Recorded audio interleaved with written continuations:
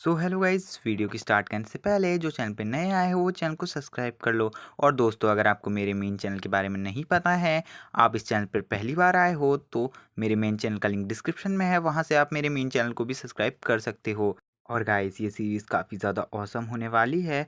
तो उससे पहले अगर आपको ये सीरीज़ अच्छी लगे तो मुझे कमेंट करके आप बता देना।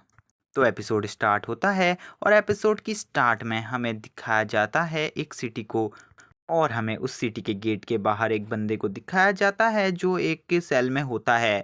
बताया जाता है इस बंदे का नाम ली जियांग है और ये 3 सालों से यहाँ कैद है। तभी हम नीचे देख पाते हैं कुछ लोग उसके बारे में बात कर रहे होते हैं कि ये एक बेकार कचरा है, और वो कहते हैं कि इसने मिस लीफी को छेड़ने की कोशिश करी थी, इसीलिए ये 3 साल से यहाँ लॉक है। उसके बाद वो कहने लगते हैं ये मर तो नहीं गया। तभी एक बंदा बोलता है हमें इसकी कोई चिंता नहीं है। उसके बाद हमें दिखाया जाता है वो कल्टीवेशन कर रहा होता है और तभी उसकी आंखें खुलती हैं। वो कहने लगता है कि आई एम बैक।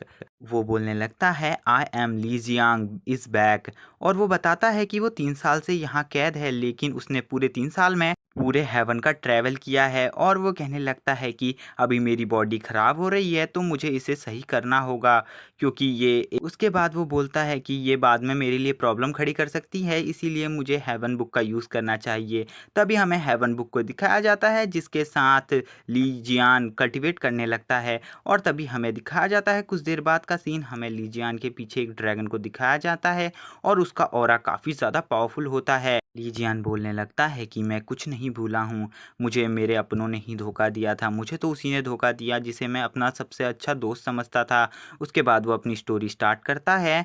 वो बोलता है कि मुझे मेरी बेस्ट फ्रेंड जिसके साथ मैं बचपन से खेला करता था, ली वई ने ही मुझे धोखा दिया। वो बताता है कि हम दोनों की कुछ ही दिनों बाद मैरिज होने वाली थी, लेकिन उससे पहले ही उसने मुझे धोखा दे दिया और एक लड़के के साथ मिलकर मुझे मार के बाद वो बताता है जो लीफी थी वो यहाँ की प्रिंसेस थी। उसने जिस लड़के के साथ मुझे मिलकर धोखा देने की कोशिश करी थी उस लड़के का नाम और उसका नाम हुआन था, और वो भी हमारे साथ ही पढ़ा करता था। और वो बताता है कि जो मेरे फादर थे उन्होंने भी इसके खिलाफ़ कुछ नहीं कहा, क्योंकि वो हुआन और उसके सेक्ट और उसके फादर से काफ़ी ज़्यादा डरते थे, इसीलिए उन्होंने मुझे एक पिंजरे में कैद कर दिया और मुझे यहाँ मरने के लिए छोड़ दिया।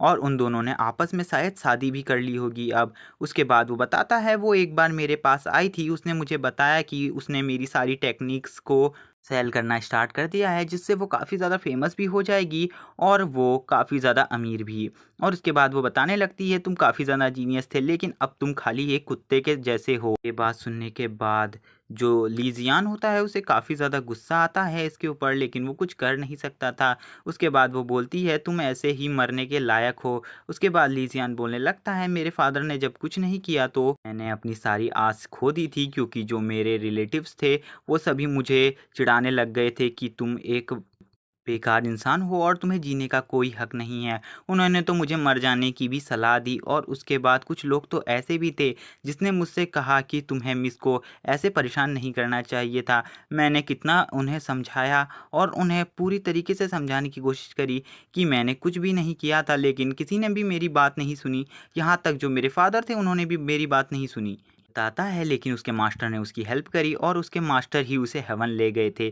उन्होंने उसकी बॉडी से उसकी सोल को निकाल लिया था बाहर, जिसके बाद वो उसे अपने साथ हेवन ले गए। उन्होंने वहाँ उसे काफ़ी सारी टेक्निक सिखाई और ट्रेनिंग कराई, जिससे आज वो इतना ज़्यादा पावरफुल है कि वो इस पूरे सेक्ट को तबाह कर देगा। और वो कहने लगता है कि अब मेरी पावर बहुत ज़्यादा बढ़ चुकी है पहले से।